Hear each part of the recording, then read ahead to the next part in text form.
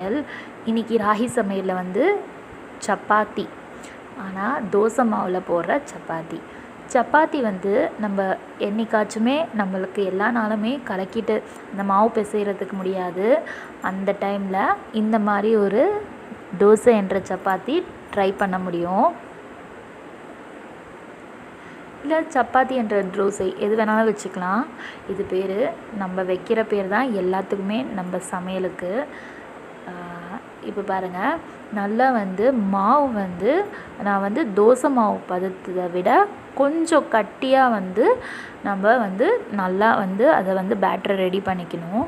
இப்போ 1 டீஸ்பூன் அளவுக்கு எண்ணெய் நம்ம ஆட் பண்ணிவிட்டு அந்த மேலே இருக்க மாவோட கலர் மாறுற மாதிரி நம்ம வந்து திருப்பி போட்டுக்கணும் தோசையை.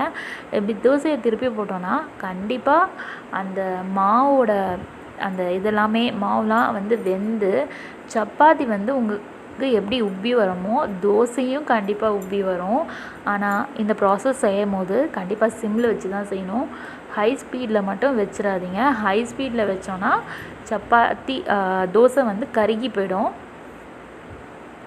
ஸோ நம்ம ஹை ஸ்பீடில் வந்து தோசை ஊற்றும் போது மட்டும் வச்சு நம்ம ஒரு திருப்பி போட்ட பிறகு நம்ம அடுத்து சிம்மில் மாற்றிடணும். ஒரு 2 மினிட்ஸ் கிட்ட ஆகும் இந்த தோசை ரெடி ஆகிறதுக்கு சப்பாத்தி ஸ்டைலில்.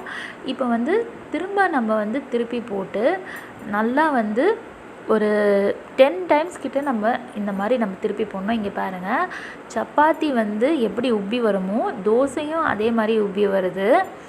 இது வந்து கொஞ்சம் திக்காக இருந்தால் மட்டும்தான் இந்த வந்து சப்பாத்தி ஸ்டைலில் வரும். கொஞ்சம் நல்லா வந்து மெலிசாக தேய்ச்சிட்டோன்னா கண்டிப்பாக வராது.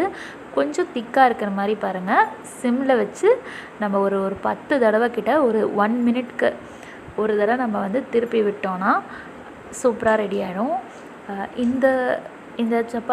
இந்த சப்பாத்தி தோசை இந்த சைட் டிஷ் வந்து நம்ம வந்து கார சட்னி, அப்புறம் வந்து சாம்பார், அப்புறம் வந்து கறி குழம்பு, சிக்கன் குழம்பு, அந்த மாதிரி எந்த காம்பினேஷன் இருந்தாலும் சூப்பராக இருக்கும்.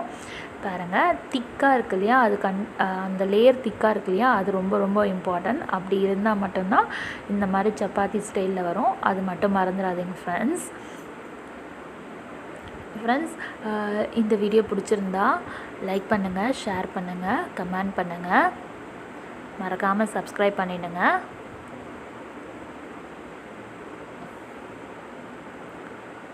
இப்போ வந்து நல்லா வந்து நான் திருப்பிகிட்டே இருக்கேன். ஒரு 2 செகண்ட்க்கு ஒரு தடவை, 2 நிமிஷத்துக்கு அந்த மாதிரி நம்ம சிம்மில் வச்சு திருப்பினா மட்டும்தான்